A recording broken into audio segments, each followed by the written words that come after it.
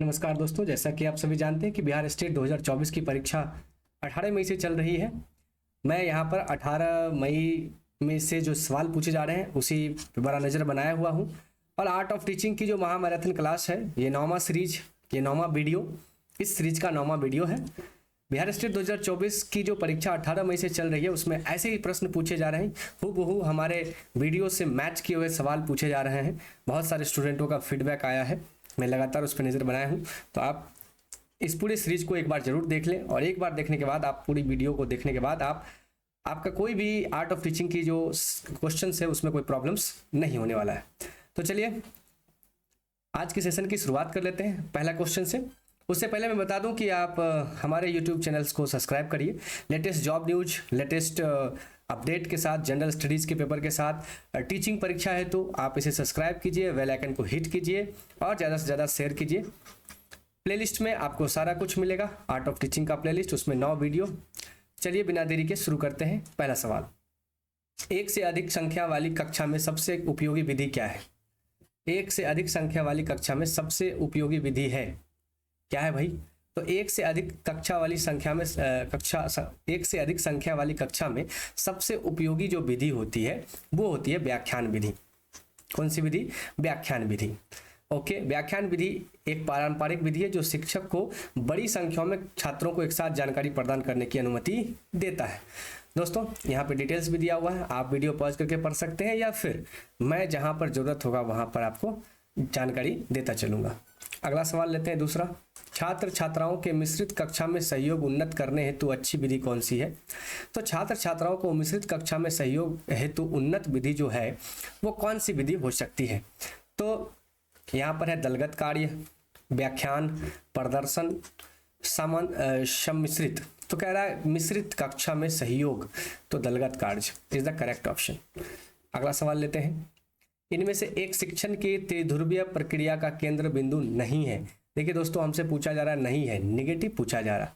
शिक्षण विधि तो है, शिक्षक तो है, शिक्षार्थी तो है, विषय वस्तु। तो शिक्षण विधि, शिक्षार्थी, शिक्षक, विषय वस्तु। तो शिक्षक, शिक्षार्थी और विषय वस्तु, शिक्षक, शिक्षार्थी और विषय वस्तु, ये तीनों तो होता ही होता है त्रिध्रुवीय में। तो होता क्या नहीं है? तो शिक्षण विधि नहीं होता है, तो option A is the correct option. अगला सवाल लेते हैं, शिक्षण का लक्ष्य है, तो शिक्षण का क्या लक्ष्य है? व्यवहार में वांछित बदलाव, ज्ञान अंतर्विष्ट करना, छात्रों को क्रिया में शामिल करना, सूचना प्रदान करना। तो बिल्कुल शिक्षा का लक्ष्य सूचना नहीं देना है, छात्रों को शामिल भी नहीं करना है, ज्ञान भी नहीं देना है, व्यवहार में परिवर्तन। देखिए शिक्षा का उद्देश्य ही है change of the behaviour. Okay, अगला सवाल, शिक्षण का लक्ष्य व्यवहार में वांछित बदलाव लाना है। अगला सवाल लेते हैं दोस्तों, आगमन विधि है। बिल्कुल, आगमन विधि एक वैज्ञानिक विधि है जो शिक्षार्थियों को अपसारी चिंतन को बढ़ावा देती है। अपसारी एक वर्ड आ रहा है, अपसारी चिंतन। यह विधि विशिष्ट से समान की ओर जाती है। कहां से कहां तक? विशिष्ट से समान की ओर जाती है, और समान से विशिष्ट की ओर जो जाती है वो निगमन विधि है। क्लियर है? तो आगमन विधि, आइए कहाँ आना है? तो विशिष्ट से समान की ओर, और निगमन विधि जाती है सामान्य से विशिष्ट की ओर। अब यहाँ एक वर्ड है अपसारी, अपसारी, एक होता है अभिसारी। अपसारी का मतलब चीजों को फैलाना। तो विशिष्ट से समान की ओर जाइए, फैल करके समूह में, और निगमन होता है अभिसारी, यानी एक जगह। तो ये जो विधि है सामान्य से विशिष्ट की ओर निगमन, और यहाँ पूछा आगमन है तो हमें जवाब देना ऑप्शन सी। अगला सवाल ले, सुकरात विधि है। बिल्कुल है, सुकरात विधि जिसे सुकराती पद्धति भी कहा जाता है, ये क्या है? तो व्याख्यान प्रदर्शन है, अनुसंधान है, प्रश्न उत्तर है, वेधन है। तो जो सुकरात विधि है उसमें कहते हैं हम लोग कि जो क्वेश्चन आंसर करते हैं, प्रश्न उत्तर विधि को ही सुकरात विधि कहते हैं। सुकरात विधि है प्रश्न उत्तर विधि।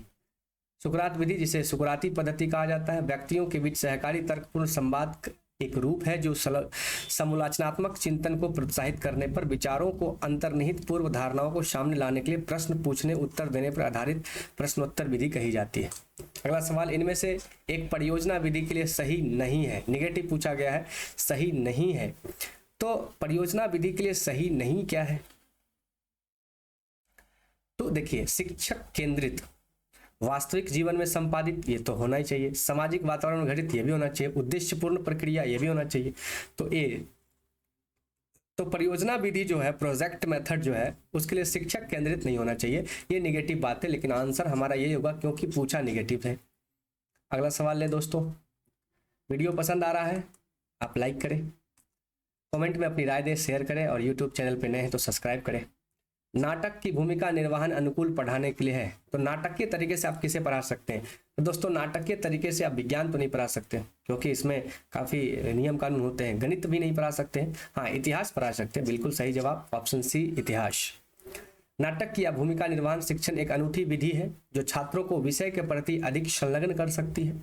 इतिहास नाटक के लिए एक आदर्श विषय कर सकती है। इतिहास नाटक के लिए एक आदर्श विषय है क्योंकि यह छात्रों को ऐतिहासिक घटनाओं और पात्रों को जीवित करने का अवसर देता है। अगला सवाल, मनोगत्यात्मक क्रिया का उदाहरण है प्रयोगशाला। मनोगत्यात्मक क्रिया का उदाहरण क्या है? प्रयोगशाला। मनोगत्यात्मक क्रिया का उदाहरण है प्रयोगशाला। मनोगत्यात्मक क्रिया वह प्रक्रिया होती है जो मानसिक गतिविधियों से संबंधित होती है। इस प्रकार की क्रिया में विचार, कल्पना, योजना बनाना, निर्णय लेना आदि शामिल है। तो प्रयोगशाला मनोगत्यात्मक प्रक्रिया का उदाहरण है प्रयोगशाला। कहानी क्यों है? प्रदर्शन, दो, प्रयोग, ये सब नहीं है। अगला सवाल लेते हैं प्यारे दोस्तों। विषय वस्तु को आसान रूप में प्रस्तुत करने का नियम क्या है? देखिए किसी भी विषय वस्तु को आसान रूप में आप प्रस्तुत करने का क्या नियम है? शिक्षण विधि, शिक्षण सिद्धांत, शिक्षण प्रविधि, शिक्षण कार्यनीति। तो शिक्षण सिद्धांत, आपके जो सिद्धांत है, थ्योरी क्या है? विषय वस्तु को आसानी रूप में प्रस्तुत करने के लिए आपको शिक्षण सिद्धांत पर सबसे पहले जोर देना होगा। Option B is the correct answer. अगला सवाल लेते हैं प्यारे दोस्तों। प्रस्तावना संबंधित है बिल्कुल पूर्व ज्ञान से, नवीन ज्ञान से, विशिष्ट उद्देश्य से, उद्देश्य कथन से। देखिए कहता है प्रस्तावना, प्रिम्बल, इसका नाम है प्रिम्बल। प्रिम्बल मतलब होता है पहले, तो पूर्व ज्ञान इज द करेक्ट ऑप्शन। अगला सवाल लेते हैं। पाठ योजना में गृह कार्य संबंधित होना चाहिए, बिल्कुल होना चाहिए। पूर्व ज्ञान से, पुनरावृत्ति से, छात्र क्रियाशीलन से, नवीन ज्ञान पूर्व ज्ञान से संबंधित, तो option D is the correct answer. Clear है? अगला सवाल लेते हैं दोस्तों। पाठ योजना के खोजी प्रश्नों की आवश्यकता। तो पाठ योजना के खोजी प्रश्नों की आवश्यकता, खोजी प्रश्न में शिक्षक छात्रों से उनके पूर्व ज्ञान, पूर्व अनुभव और विषय ज्ञान का उपयोग करते हैं। तो पूर्व ज्ञान, पूर्व अनुभव और विषय ज्ञान तीनों का करते हैं, इसलिए option D is the correct answer. क्या रहा? खोजी प्रश्न की आवश्यकता, पाठ योजना के खोजी प्रश्न। अगला सवाल है। विशिष्ट उद्देश्य की उपलब्धि सुनिश्चित करने हेतु उपयोग होता है। विशिष्ट उद्देश्य की उपलब्धि सुनिश्चित करने हेतु उपयोग में क्या आता है? तो सबसे पहले देखिए श्यामपट्ट कार्य होगा। भाई उद्देश्य के लिए श्यामपट्ट कार्य का कोई मतलब ही नहीं रह जाता। उद्देश्य कथन, उद्देश्य के लिए उद्देश्य कथन का कोई मतलब ही नहीं रहता। पुनरावृत्ति, रिपीटेशन, मूल्यांकन। उद्देश्य मिला या ना मिला, विशिष्ट उद्देश्य, उसके लिए मूल्यांकन सबसे ज्यादा जरूरी है। पाठ योजना में शिक्षण बिंदु का उल्लेख होता है, बिल्कुल होता है। पाठ योजना में शिक्षण बिंदु का उल्लेख प्रथम पंक्ति में ही होता है, दूसरे में होता है, तीसरे में होता है, चौथे में ही होता है। तो आंसर है पहले, प्रथम पंक्ति में होता है। पाठ योजना में शिक्षण बिंदु का उल्लेख प्रथम पंक्ति में होता है। किस प्रकार के परीक्षण में वस्तु का विश्लेषण आवश्यक है? मानकीकृत परीक्षण, शिक्षक ने परीक्षण, ए और बी दोनों, उपरोक्त में से कोई नहीं। तो सब मानकीकृत परीक्षण शामिल होते हैं। ए मानकीकृत परीक्षण, किस प्रकार की परीक्षण में वस्तु का विश्लेषण आवश्यक है? तो मानकीकृत परीक्षण। अगला सवाल, किस प्रकार के परीक्षण में छात्रों के प्रदर्शन की तुलना अन्य छात्रों से की जाती है?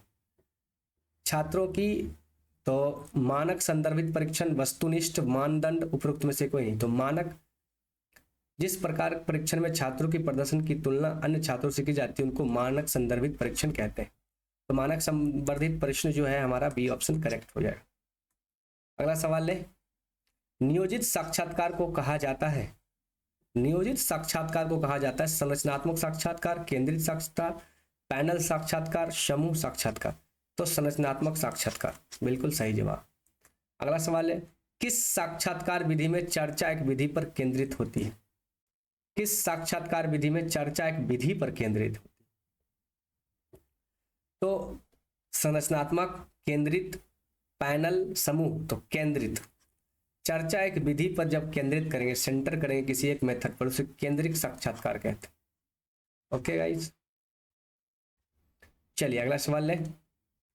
आइटम विश्लेषण आमतौर पर यह पता लगाने पर केंद्रित होता है। आइटम विश्लेषण ध्यान भटकाने वाले की प्रभावशीलता, सुविधा सूचकांक, भेदभाव, उपयुक्त सभी।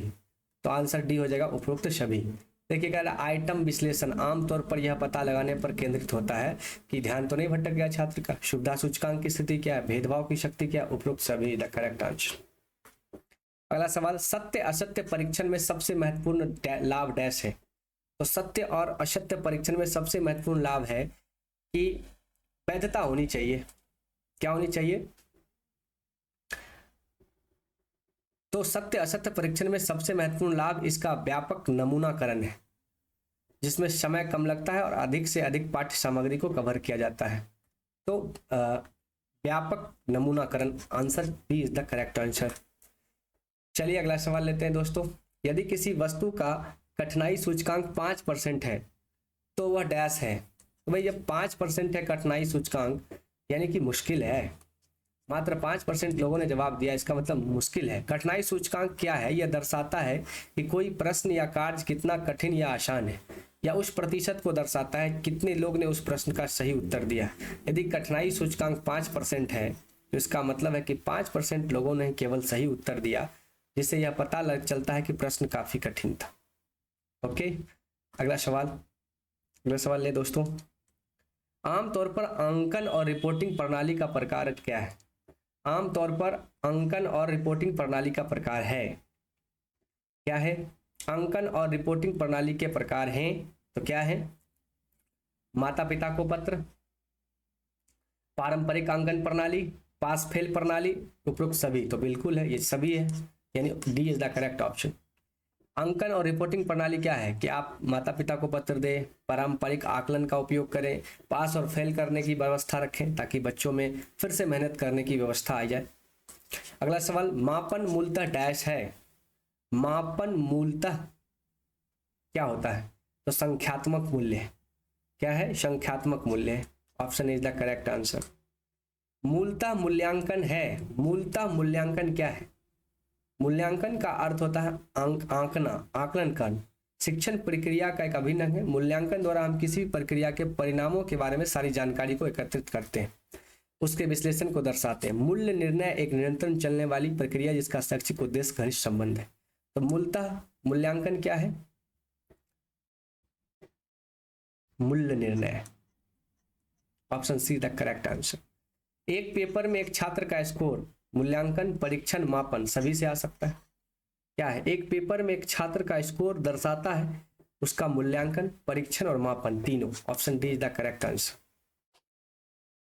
अगला सवाल ले, एक परीक्षण आमतौर पर प्रश्न का उत्तर देता है कितना अच्छा, कितना अच्छा, कितना, उपयुक्त में से कोई नहीं। एक परीक्षण आमतौर पर यह मापता है कि व्यक्ति ने किसी विशेष विषय क्षेत्र में कितना ज्ञान अर्जित किया और वह उस ज्ञान की कितनी अच्छी तरह से उपयोग कर सकता है, जो विभिन्न प्रकार के प्रश्नों के माध्यम से व्यक्ति की तार्किक सोच को परखता है। इसलिए यह कितना अच्छा है, कितना नहीं मापता, बल्कि ये व्यक्ति के क्षमताओं के ज्ञान का मूल्यांकन करता है, जो कि इस उत्तर विकल्प में है ही नहीं। तो कितना अच्छा ये परीक्षण के तौर पर नहीं होता है, उपयुक्त में से कोई नहीं इसका सही जवाब होगा। डैश का उपयोग सीखने की प्रक्रिया की निगरानी के लिए किया जाता है। रचनात्मक मूल्यांकन, योगात्मक मूल्यांकन, प्लेसमेंट मूल्यांकन, उपयुक्त सभी। तो डैश का उपयोग सीखने की प्रक्रिया की निगरानी के लिए किया जाता है, रचनात्मक मूल्यांकन। Option B is the correct answer. दृष्टिकोण माप के लिए किस पैमाने का उपयोग किया जाता है? दृष्टिकोण माप के लिए लिकर्ट स्केल का यूज किया जाता है। दृष्टिकोण मापने के लिए किसका उपयोग किया जाता है? लिकर्ट स्केल का। अगला सवाल, योग्यता परीक्षण का उपयोग यह मापने के लिए किया जाता है? बिल्कुल किया जाता है कि जो भविष्य की गतिविधि है, संभावित क्षमता। योग्यता परीक्षण का उपयोग योग्यता प्राप्त की माप के लिए किया जाता है। इसका उपयोग भविष्य में सीखने की गतिविधि या किसी पेशे में सफलता के पूर्व अनुमान लगाने के लिए किया जाता है। ओके, अगला सवाल 30 सवाल हो गए आर्ट ऑफ टीचिंग से। अब जो 10 सवाल होंगे वो जीएस से होंगे। तो जीएस का पहला सवाल है, निम्नलिखित में कौन सहमति की आयु विधेयक का विरोध करने के लिए जाना जाता है? कौन सहमति की आयु? सहमति की आयु का मतलब ये हुआ कि कंसेंट ऑफ एज।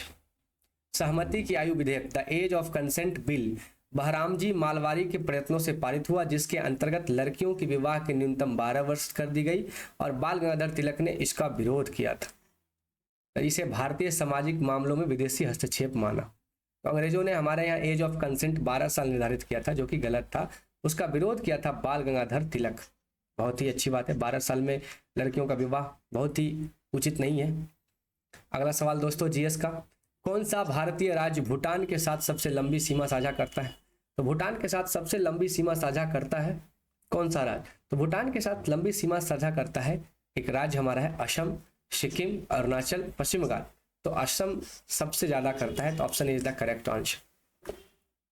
अगला सवाल, वाणिज्यिक बैंकों की अपनी ऋण और अग्रिमों का विस्तार करके जमा राशि का विस्तार करने की शक्ति निम्नलिखित में से क्या कहा जाता है? तो क्रेडिट, क्या कहा जाता है?